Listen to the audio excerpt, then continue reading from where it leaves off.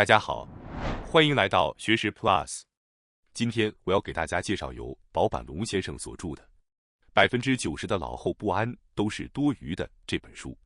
如果你也常常对未来感到不安，或者希望知道怎么才能安心度过晚年生活，这本书特别适合您。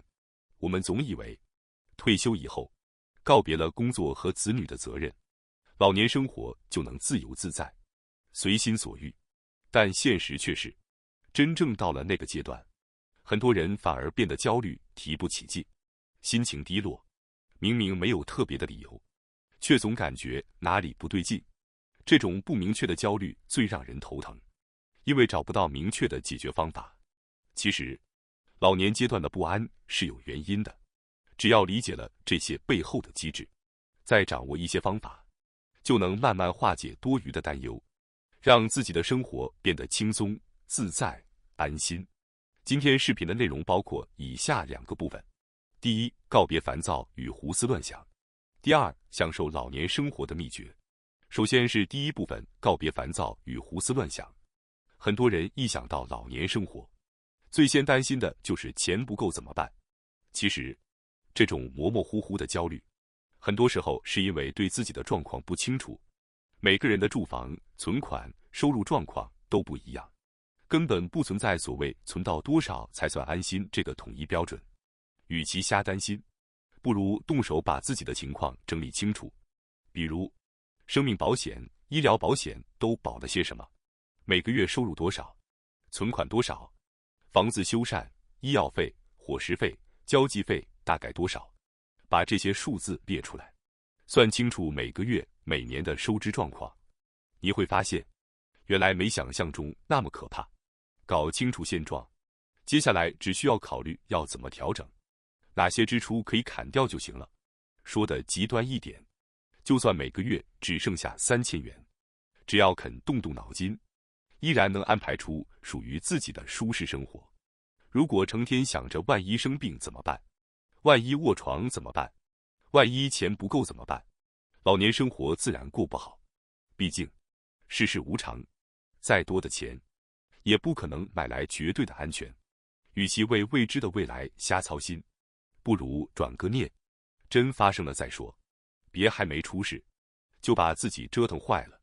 日本有句老话，站着只需半张榻榻米，睡觉一张榻榻米，哪怕是天下霸主，一天2盒半米饭就够。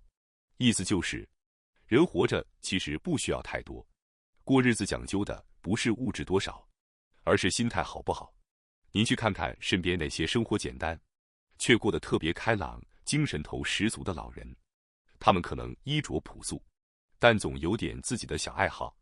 有人每周吃一顿好饭，有人定期去陶艺教室，有人慢慢收藏自己喜欢的小东西。他们会坚持一件小小的奢侈，让生活有点节奏和乐趣。回头看看自己的生活，肯定也有不少不必要的支出。与其把钱浪费在那些可有可无的地方，不如省下来用在真正能让自己开心的事情上，比如兴趣、娱乐，或者偶尔犒劳自己。这样不仅不会显得小气，反而像玩游戏一样，享受节省带来的成就感。与其天天担心未来，不如把心思放在生活的小创意和智慧上，花小钱也能过得有滋有味，内心丰盈。老年生活本来就该是自在轻松的，只要换个心态，幸福其实很简单。其次，向政府和社区寻求协助，其实是一种聪明的生活方式。为了让高龄者能够安心自在地度过晚年，现在社会上已经有了许多贴心完善的公共支援服务。尤其近年来，各类老年福祉项目越做越细致，覆盖内容也越来越丰富，非常值得大家主动了解和善加利用。建议大家可以抽空到当地的政府或相关窗口，亲自去了解一下有哪些适合自己的福利制度和支援项目。如果觉得亲自跑一趟太麻烦，也别忘了家附近其实还有一个非常值得信赖的存在——民生委员。所谓民生委员，就是活跃在各个社区，专门负责倾听居民心声，协助大家与政府沟通、申请服务的人士。他们一般都是在当地生活多年、熟悉社区情况、深受居民信赖的人。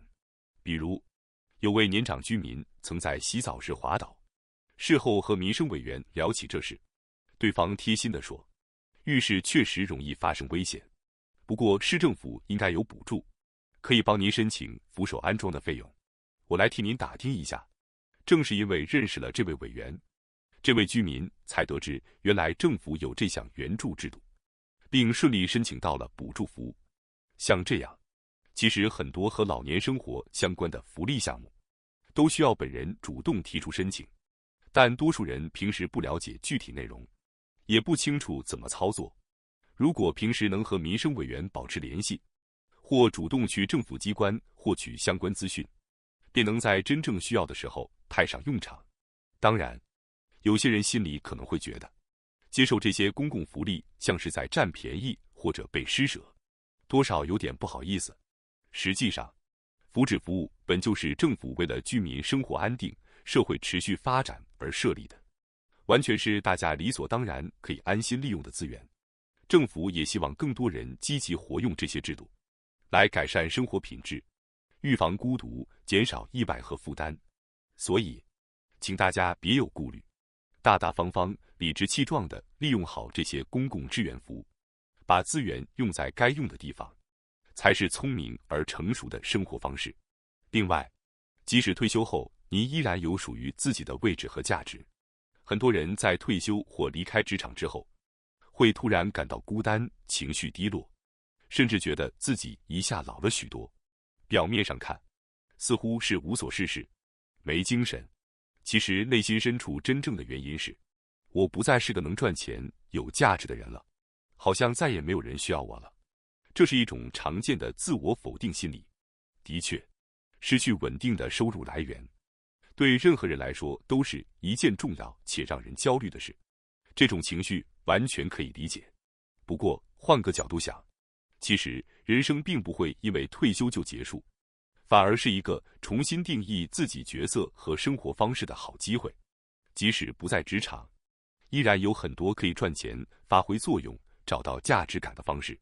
首先，可以考虑从一些基础、轻松的工作开始，选择一些既能运用自己过去经验，又不太费体力的工作，去试着应聘看看。当然，心态上要调整好，不必拘泥于过去职场的职位和待遇，也不需要过分计较头衔。不是为了谋生的话，哪怕只是赚点零用钱，也能为生活增添乐趣。而且，比起长时间独自闷在家里，走出家门和不同的人接触聊天，反而能获得新的刺激和乐趣。不妨勇敢去尝试。如果实在找不到特别满意的工作，也可以考虑承接一些简单灵活的工作任务，比如庭院除草、打扫清洁、搬家帮忙、修剪树木等。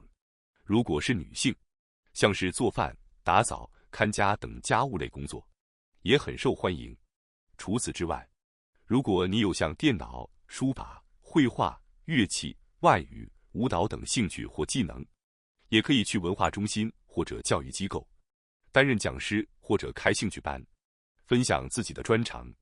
这类活动不仅能带来一部分收入，更重要的是，当别人发自内心地说一句“谢谢您，今天学到了很多”，那种被需要、被认可的满足感，往往远远超过金钱所能带来的愉悦。退休后的人生依然可以丰富多彩，充满价值。与其消沉于自己好像没用了，不如去寻找新的角色和舞台。您的经验、兴趣、能力依然有人需要，依然能发光发热。接下来是第二部分，享受老年生活的秘诀。常听人说，那些一辈子认真努力、拼命生活的人，到了晚年反而更容易因为理想和现实的落差而烦恼。自己觉得内心依然年轻，可是曾经轻松能做到的事情，现在却开始力不从心，精神和体力也逐渐衰退。于是便对原来我也老了这件事感到震惊，陷入沮丧，甚至渐渐失去生活的动力。比如常常丢三落四，眼镜忘了放哪儿，不戴老花镜看不清字，记忆力变差，见了熟人想不起来名字，晚上睡不好觉等等，这些其实都是大多数人退休前后都会遇到的正常现象。人到了一定年纪，身体机能逐渐退化，这是自然规律，谁都无法逃避。因此，即便偶尔出现身体不适，也没必要过度担心。只要平时注意健康管理，接受适当治疗，保持规律的生活节奏，依然可以过得很好。不过，有些人却不愿意承认自己变老了，仍然用年轻时候的标准要求自己，硬要逞强，反而让自己更疲惫。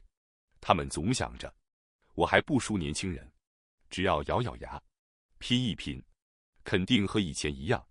可现实是，精神和体力的衰退，谁都无法否认。如果总把目标定得过高，只会因达不到预期而失落，最后把自己逼到崩溃。要学会和现实好好相处，首要的一步，就是坦然接受自己正在慢慢变老这件事。其实，1998年赤濑川出版的一本畅销书《老人力》，甚至让“老人力”这个词成了当年的流行语大奖。这老人力并不是在夸老年人，而是带点幽默的调侃，把年纪大后的马虎、健忘、唠叨、迟钝合理化成一种特别的能力。比如，以前说他变得迟钝了，现在可以说他的老人力越来越强了；过去说他越来越糊涂了，现在则可以调侃老人力升级了。表面像开玩笑，但实际上提醒大家，与其焦虑衰老，不如以轻松心态看待它，把健忘、慢吞吞当成一种人生调味品，适当的利用老人力，反而能让生活变得更自在有趣。比如，不想听的话就当没听见，不想看的东西就当没看到，不愿做的事就装作忘记，哪怕眼神差点、耳朵背点、记性不好，也没什么大不了。用点幽默感和玩乐的心态对待自己，日子会轻松很多。毕竟，从出生的那一刻起，我们就在慢慢变老。与其拼命抗拒，不如学着放下，接纳当下的自己，在力所能及的范围内，尽量保持好状态就好。哪怕只有年轻时80%的状态，也已经很棒了。用这样的心态，和自己的现状和平共处，少一些烦躁，多一些从容，专注于活在当下，尽情享受每一天，这才是晚年生活真正的秘诀。感谢大家收看今天的节目。如果你喜欢我们分享的内容，记得点赞、订阅并开启小铃铛通知，第一时间获取我们的更新。在下次的节目中，我们将继续为大家分享更多有益的内容。再次感谢大家的支持，我们下期再见。